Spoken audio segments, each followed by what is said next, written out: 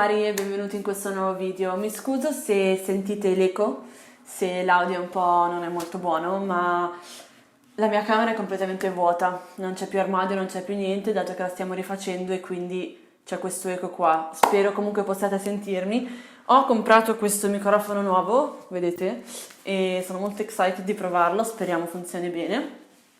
E niente, oggi vorrei fare una specie di story time e vorrei raccontarvi di quando sono venuta qui in Italia durante la pandemia. Era circa marzo, sì, era marzo quando è scoppiato quando è scoppiata la pandemia, quando qui in Italia c'era un casino, mentre ancora a Londra non era successo niente, in Inghilterra ancora eravamo tutti tranquilli, tutti in giro, a parte magari proprio qualcuno che utilizzava mascherina, ma niente di che. E cosa è successo? Vedendo tutto questo casino che c'era qua in Italia, ho pensato molto se tornare o meno. Avevo alcune paure, avevo paura di perdere il lavoro e avevo paura di passare la quarantena da sola in una casa in cui c'era il mio coinquilino, ma lo avevo appena cambiato, quindi non lo conoscevo. Era venuto un nuovo coinquilino e non sapevo niente di lui, quindi ho detto: se dovesse succedere questa cosa anche qui, non vorrei passare la quarantena da sola. Sto continuando a toccare il microfono, spero che vada bene, che si senta bene. Comunque, quindi cosa è successo? Ho pensato tanto se tornare o meno, ho aspettato di vedere come si evolvesse la cosa. Nel mentre Boris Johnson, che è il primo ministro inglese, non prendeva nessuna precauzione, anzi voleva fare questa immunità di gregge. E cosa è successo? Che la mia famiglia si è un po' spaventata, comunque con tutta questa situazione non sapevamo che cosa sarebbe successo e io anche avevo paura per i miei nonni, eccetera, eccetera, per la mia famiglia in generale, e quindi ho detto forse è meglio tornare. Allora ho preso questa decisione di tornare, ancora non c'era il lockdown a Londra e ancora alcuni stati erano aperti, quindi cosa è successo? Avevo un volo avevo un volo con EasyJet per Milano, per l'Italia, per Pasqua. E ricordo che, se non sbaglio, me lo avevano cancellato. Quindi cosa ho fatto? Io ho cambiato quel volo e l'ho cambiato per la Svizzera, perché in Italia non potevo entrarci, visto che c'era già il lockdown in tutta Italia. Cosa ho fatto? Ho cambiato il volo per Zurigo e da lì speravo di prendere il treno fino ad arrivare a Chiasso, dove avrei poi incontrato mia zia che lavora a Chiasso, che è il confine fra Italia e Svizzera, e avrei attraversato il confine con lei.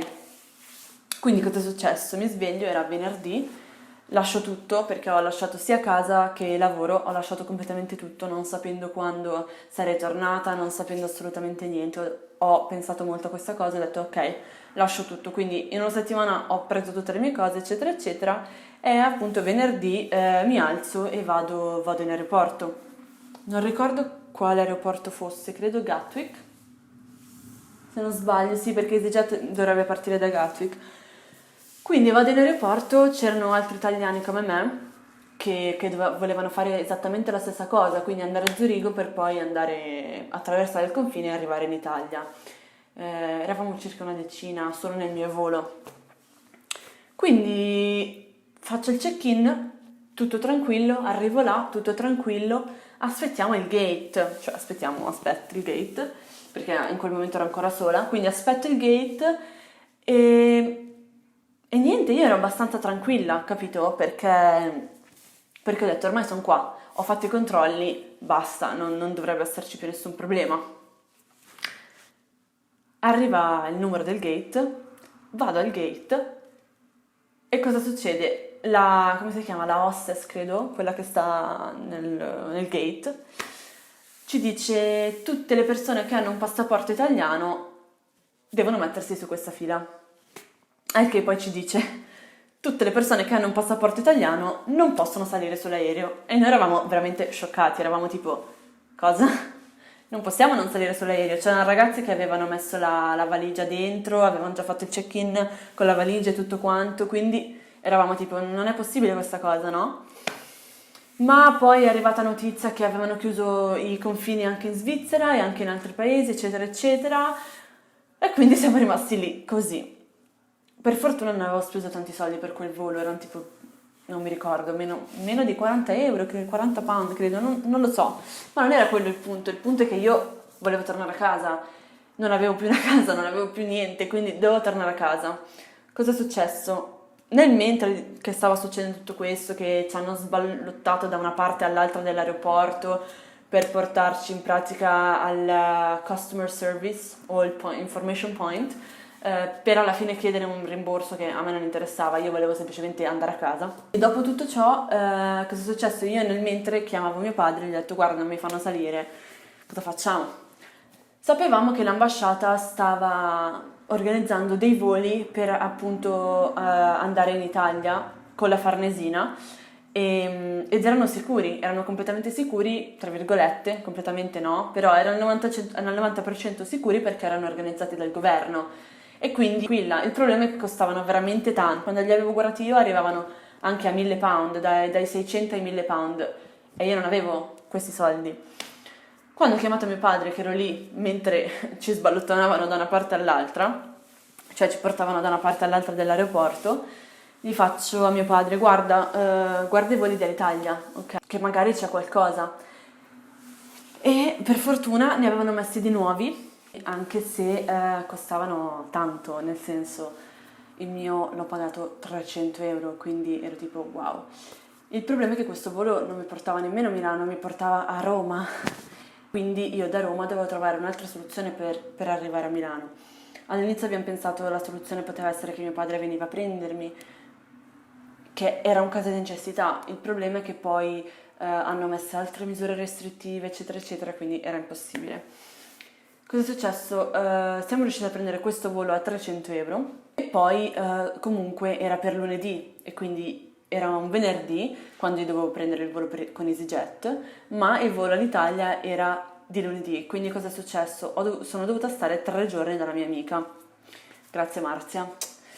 E sono stata dalla mia amica e cosa è successo? Niente, ero abbastanza in ansia poi il lunedì quando prendere all'Italia, il volo con all'Italia. Il lunedì mi alzo, parto, vado in aeroporto e, e avevo molta ansia perché ho detto spero che riesco a partire, però ero anche abbastanza sicura, cioè positiva, perché non mi avevano cancellato il volo, comunque ero con Alitalia e quindi ero tranquilla. Era tutto un circolo di emozioni, no? Quindi cosa è successo? Arrivo, ho fatto il viaggio con un'altra ragazza che avevo incontrato su un gruppo, incontrato fra virgolette, su un gruppo di italiani a Londra, che lei doveva prendere lo stesso volo, sia quello di Roma, sia quello per Milano, perché il giorno dopo ho dovuto prendere un altro volo. Quindi facciamo i controlli, eccetera, eccetera, eccetera, e arriviamo a Roma. Ovviamente abbiamo fatto tutto il volo con la mascherina, ecco, c'è da dire perché sì, è normale. E non c'era nessuna distanza, eravamo abbastanza ammassati. Purtroppo non ho nessuna foto, ma vi posso garantire che eravamo tutti attaccati gli uni con gli altri e sì, avevamo la mascherina e i guanti, ma that's it, cioè nient'altro. Quindi abbiamo preso il volo, siamo arrivati a Roma e da Milano a Roma era... da Milano, what? Da Londra a Roma era tutta un'altra cosa, cioè proprio era tutto completamente diverso, cioè io arrivavo da Londra dove la vita era normale, se non qualcuno con la mascherina e qualcuno con i guanti, dove tutti erano in giro. Arrivo a Roma e non c'è nessuno in giro. Sono arrivata anche, diciamo, alle 8 di sera. Però comunque proprio in giro non c'era nessuno, cioè neanche per le strade. Sono dovuta andare quindi in hotel, ma questo hotel era fuori, era un pochino lontanino dall'aeroporto. Quindi ho preso il pullman solo per me perché non c'era assolutamente nessuno e anche fuori per le vie di Roma non c'era nessuno. Quindi ero tipo abbastanza scioccata, cioè il cambiamento è stato molto grande. Inoltre non ero mai stata a Roma e vedere Roma, tra virgolette che non l'ho vista, ma in queste condizioni è stato molto strano e spero di tornarci presto a vederla e visitarla. Comunque, dopo ciò ho passato appunto la notte in questo hotel con sempre abbastanza ansia, cioè era tutto molto strano perché la gente appuntava la mascherina, era diffidente, ti stava lontano, eccetera, eccetera, cosa che per me ancora non era normale perché ero a Londra dove tutto era normale, cioè dove tutto era la normalità, sì c'era questo virus, ma whatever, no? Quindi passo la notte lì e dopo prendo il volo per Milano. Quindi, cioè, questo viaggio è durato 2 giorni, senza contare che ero in ballo da venerdì con questa cosa. Era un viaggio della speranza, in pratica io l'ho chiamato il viaggio della speranza. Prendo il volo per Milano, un'oretta, tutto tranquillo, sempre con la mascherina, eccetera, eccetera, e anche a Milano, cioè, non c'era molta gente.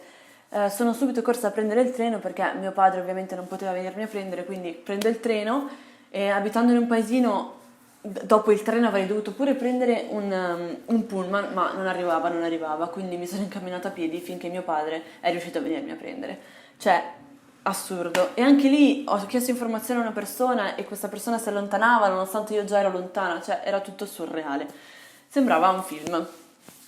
Ma alla fine ce l'ho fatta, sono arrivata qui il 23 di marzo e ho passato le mie 2 settimane di quarantena come avrei dovuto fare e nel mentre del mio viaggio, quando sono arrivata a Roma, Boris Johnson ha annunciato il lockdown, quindi diciamo che ho fatto appena in tempo, appena in tempo ad arrivare qui in Italia. Quindi adesso, per chi non lo sapesse, tornerò a Londra a settembre e non vedo l'ora perché mi manca tanto. e, e niente, se avete delle domande lasciate pure un commento, fatemi sapere cosa ne pensate, fatemi sapere se avete viaggiato durante questa pandemia. Se vi è piaciuto il video mettete un mi piace e iscrivetevi al canale. Ci vediamo al prossimo video. Bye!